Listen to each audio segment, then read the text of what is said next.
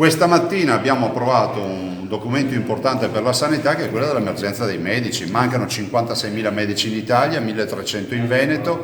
Tutte le regioni sono colpite da questo fatto che è mancata la programmazione, quindi non abbiamo gli specializzanti.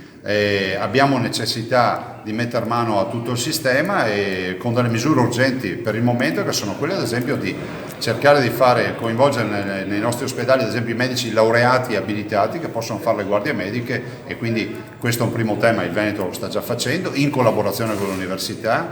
Il tema dei pensionati: escono a 65 anni dai nostri ospedali, attraversano la strada e vanno a lavorare dai privati. Già i privati assumono i nostri medici non pensionati. Vorremmo avere una contrattazione ad esempio a tempo determinato con i migliori, con i grandi professionisti che devono andare in pensione ma non hanno ancora voglia di lavorare, e molto altro ancora.